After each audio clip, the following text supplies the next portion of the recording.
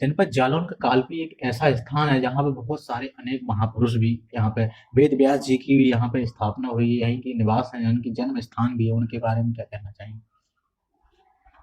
वैसे तो कालपी अपने आप में बहुत कुछ घटनाओं की साक्षी है। जी, नमस्कार दोस्तों। जैसा कि आप लोगों को पता है, मैं इस समय कालपी में हूँ। कालपी का जो मंदिर है, बलखंडी देवी, बहुत ही प्रसिद्ध प्राचीन काल का मंदिर है, प्रसिद्ध मंदिर है।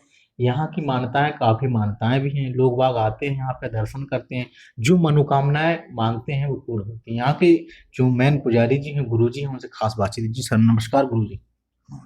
क्या नाम है गुरु जी अपना? जमुनादास जी महाराज। जैसे कि गुरु जी बात करते हैं अपने यहाँ जो मंदिर के बारे में, कालपी के अंदर जो बहुत ही प्रसिद्ध मंदिर है जनपद जालौन में, तो यहाँ की क्या क्या मान्यताएं हैं? आदि शक्ति महिषासुर के वध के पश्चात जी। शिलापिंड के रूप में जहां विराजमान हुई, उस स्थान को हम वर्तमान में मां वनखंडी देवी शक्तिपीठ के रूप में जानते हैं। जी। और उस शिलापिंड को, जो आदि शक्ति इसका शक्ति पुंज है, उसको हम मां वनखंडी के रूप में जानते हैं, क्योंकि वो महिषमर्दनी वनखंड में विराजमान हुई थी। अच्छा। इसलिए उनको हम वनखंडी के नाम से जानते हैं, उनको नाम वनखंडी दिया गया। जगत जननी है, जगदम्बा है, आदि शक्ति हैं, उनकी कृपा निरंतर बरसती है। अच्छा। इस क्षेत्र में, क्षेत्र से बाहर देश और विदेश में उनके भक्त तमाम हैं। यहाँ पर लोग अपनी अपनी मान्यताएं मानते हैं। जब मान्यताएं उनकी पूर्ण होती हैं तो माँ का जो प्रिय प्रसाद है, हलवा पूरी, चना आदि, उसको वो डलिया में रख कर लाते हैं। अच्छा, जो भक्त लोग होते हैं। जी, उसीलिए उसका नाम दिया जाता है डाली। अधिकतर मनोती पूर्ण होने के पश्चात लोग कहते हैं डाली चढ़ाएंगे। उसका अर्थ यही है कि वो अपने प्रसाद को डलिया में रख कर लाते हैं। अच्छा। आने वाले तमाम आर्त, उनकी सभी मनोकामनाएं माता रानी पूर्ण करती हैं। आज माउथ अनाउंसिंग से, लोगों की, भक्तों की प्रेरणा से, चेतना से, माँ की कृपा से लाखों की भीड़ आती है। साल भर में 20 से 25 लाख भक्त दर्शन करके जाते हैं। अच्छा। माघ में सबसे ज्यादा मेला होता है, बाकी नवरात्रि में आते ही हैं। पोष और श्रावण भादों को छोड़कर सोमवार, बुधवार और शुक्रवार, इन 3 दिन लोग माँ का दर्शन करने अधिक आते हैं। और कोई बात? जैसे कि गुरु जी बात करते हैं, जैसे आपने बताया कि यहाँ बलखंडी देवी के बारे में बताया, जनपद जालौन का कालपी एक ऐसा स्थान है जहाँ पे बहुत सारे अनेक महापुरुष भी यहाँ पे, वेद व्यास जी की भी यहाँ पे स्थापना हुई है, यहीं की निवास है, उनकी जन्म स्थान भी है। उनके बारे में क्या कहना चाहेंगे? वैसे तो कालपी अपने आप में बहुत कुछ घटनाओं की साक्षी है। जी। बहुत कुछ स्मृतियों को अपने में समेटे हैं, पौराणिक रूप से, ऐतिहासिक रूप से और व्यावसायिक रूप से भी। भगवान वेदव्यास का प्राकट्य स्थल, भीष्म पितामह की प्रतिज्ञा स्थली, राजा शांतनु और सत्यवती यानी योजन गंधा के प्रेम का साक्षी, द्रोणाचार्य सहित अनेक सिद्ध संतों की साधना स्थली, भगवान सूर्य की सबसे प्रिय स्थली,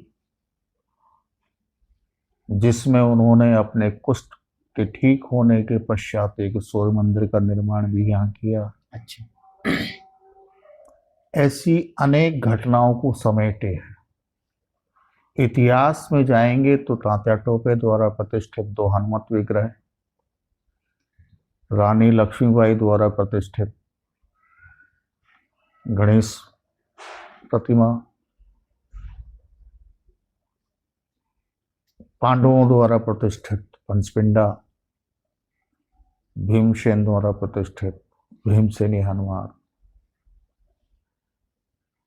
ऐसी तमाम घटनाओं को, गाथाओं को समेटे है अपने कालपी। वही है कालपी। उसी कालपी में चेतना प्रवाह को एक क्रम देने के लिए या उसी एक क्रम में आगामी 1 दिसंबर यानी मोक्षदा एकादशी को मां यमुना के तट पर टीला घाट में